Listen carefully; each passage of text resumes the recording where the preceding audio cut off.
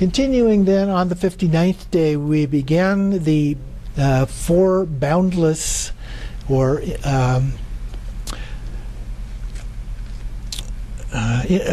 what's the other word? Immeasurables. The 4 immeasurables. Sorry. Okay, so the 59th through the 61st days, we focus on boundless impartiality, or equanimity. So he gives an overview here of the 4 first for the next 12 days, so we do 3 days for each one of these.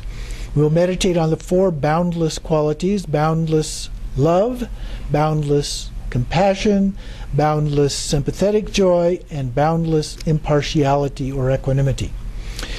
And this will start our meditation on the actual path, the practice, and please practice even more diligently than before. So boundless means to practice for all sentient beings. Therefore, we call it boundless or immeasurable. When we give a teaching on the 4 boundless qualities, we give the boundlessness of impartiality last. But when we meditate on the 4 boundless thoughts, we need to meditate on the boundless impartiality first. The reason is that if you meditate on the boundlessness of impartiality, love and compassion will arise naturally. And when you meditate on love and compassion, your practice is not rooted in partiality. So the 59th day of the 100-day retreat and the 2 following days, we contemplate boundless impartiality. So this means to give up strong attachment to our relatives, give up anger toward the enemy, abandon impartiality of ignorance towards other beings, hold all sentient beings impartially, in the same as your loving mother. If you are not attached and have no anger toward anyone normally, and just live with ignorance, which we can call impartiality of ignorance, that is useless on the path of enlightenment. Words of my perfect teacher says, all of your enemies were your parents in past lives, and all your relatives, including your parents, were your enemies in many past lives. Therefore, you should not be attached to your relatives or hold anger to your parents. But when you practice impartiality, it is not necessary to remember past lives. The most important point is to remember all enemies, those who you don't like, were your parents in many of your past lives. So that's a key part of this, is looking at our past lives, looking at the relationships. We're all interrelated, interdependent, interconnected with all other sentient beings. One of the special instructions for meditating on boundless impartiality is to remember to always see that other people and animals, birds, deer, even little insects, have been your parents in many previous lifetimes. It may be difficult for you to remember 100%, but you should try to do your best.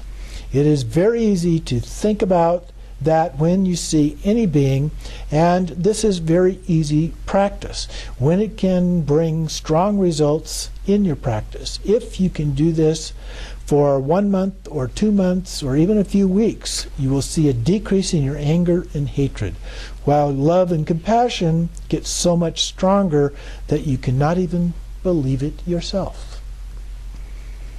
Sounds good to me. Even more, if you practice boundless impartiality, the next time you take the Bodhisattva vows, you will never break your vows for those forsaken sentient beings.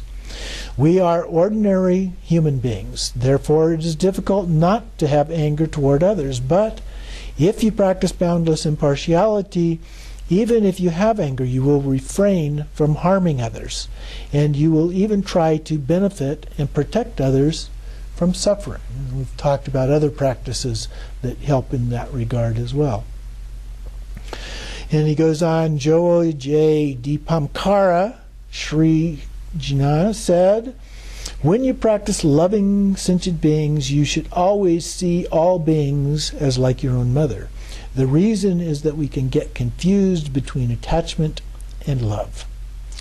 Similarly, when we meditate on boundlessness of impartiality, it is much better to view all sentient beings on the same level as your own mother, because everybody naturally wishes their own mother to be happy and free from suffering. Now, there may be some people that don't, but you get the principle here. Therefore, we can practice the boundlessness of impartiality as if all sentient beings are our own mother. Then our love and compassion will naturally increase.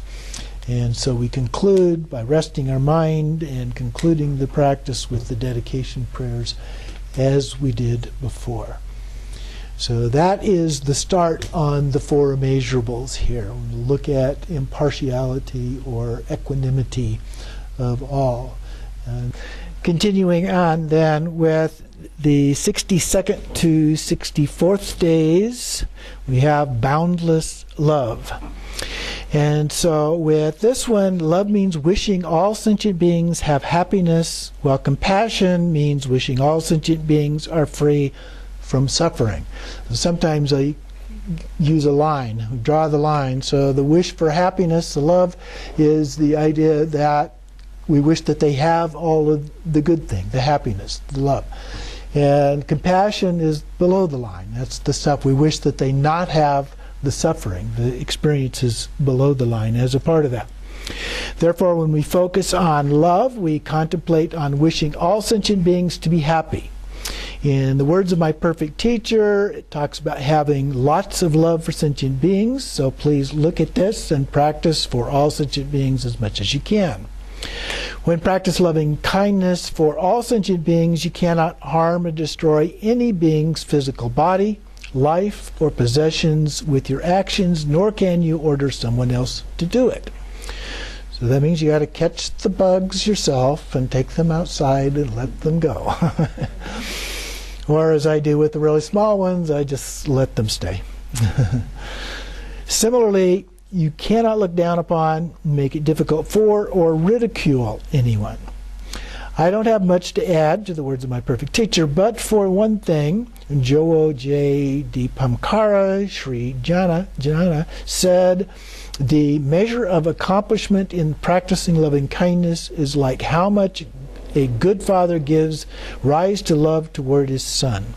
He is being helpful and beneficial to his only son, who has great knowledge and is lovely. Similarly, when arousing this kind of love toward all sentient beings, it is the sign that your loving kindness practices are doing well.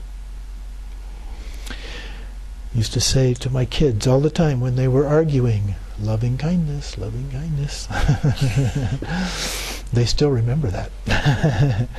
So we should practice continuously the boundless love toward all sentient beings until we give rise to the same kind of love like a father loving his only son in our mind.